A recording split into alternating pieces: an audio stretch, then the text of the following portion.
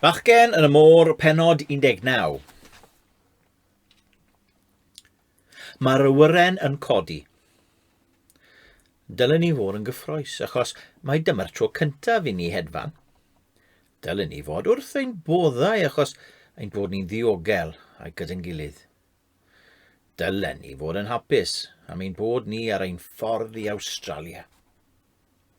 Ond dydyn ni ddim. Rydyn ni'n eistedd yma mewn tywelwch llwyr. Wel, nid tywelwch llwyr, achos mae'r engines yn rio ac mae'r rhan fwyaf o'r seddi a ffyneli'r waliau a'r cypyrddau uwch ein pennau a'r ffitiadau goleuo yn gwneud twrw. Ond dydyn ni ddim yn dweud dim. Yn fy ymyl, mae mam a'i llygad yng nghau, ac o'n blaenau ni mae dad a'i fraich am bibi. Ond mae'n syllu drwy'r ffenest. Mae'n dal yn dywyll y tu allan a does dim golwg o ffrwydradau neu foledi, felly dwi ddim yn siŵr ar beth mae'n edrych. Mae'n meddwl am yr un pethau trist ym mi, siwr o fod, am adael ein cartref, yn ffrindiau a'n canhwyllbren.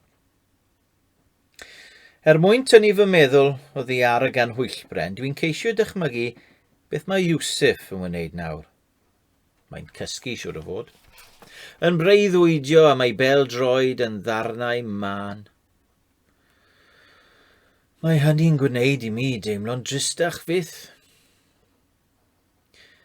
Pan fyddaf yn cyrraedd Awstralia, dwi'n mynd i gael swydd ran amser a ffyrny'r bel-droed orau yn y byd i Iwsif. A'i anfon ato.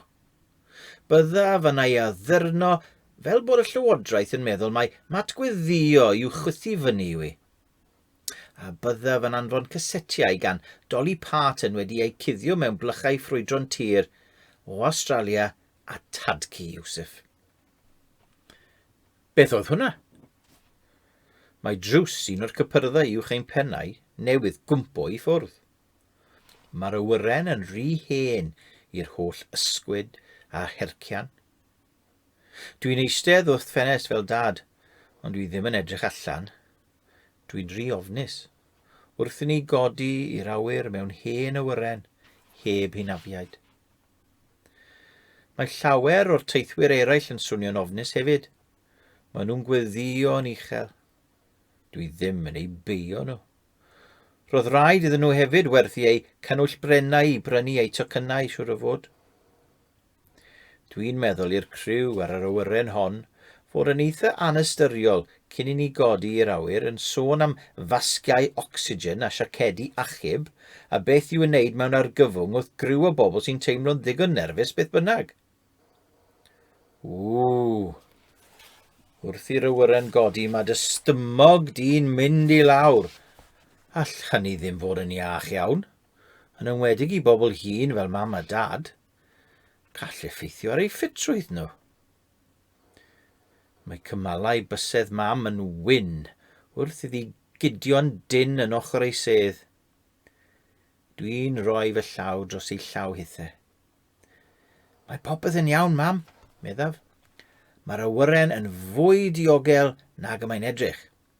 Mae'r gynnau peiriant a rocedi mewn cypyrddau cudd. Os bydd rhywun yn ymosod arno ni, maen nhw'n dod allan yn automatic. Awyren i deithwyr yw hon, Jamal, medd mam, heb agor ei llygad.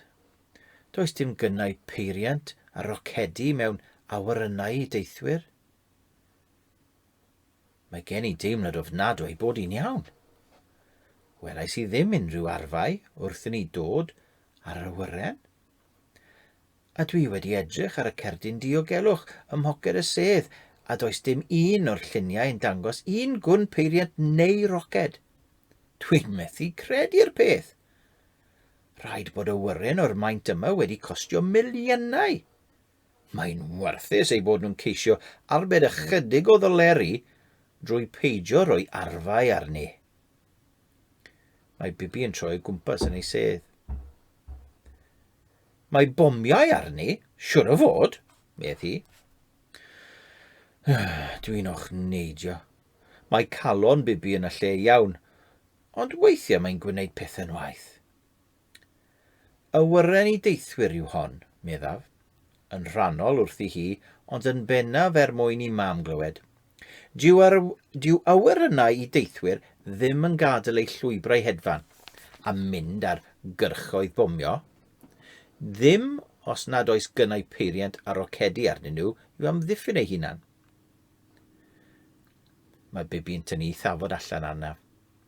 Mae llygad mam yn dal ar gau, ond mae hi'n edrych wedi ymlacio ychydig yn fwy nawr, a minnau wedi ei chysuro hi. Wrth i'r awyren fynd ar wyb i'r nos ddi, dwi'n sylweddoli mai dyma'r beth fydd rhaid i ni wneud o hyn allan. Heb gynwyllbren i ofalu amdano ni, bydd rhaid i ni ofalu am ein gilydd.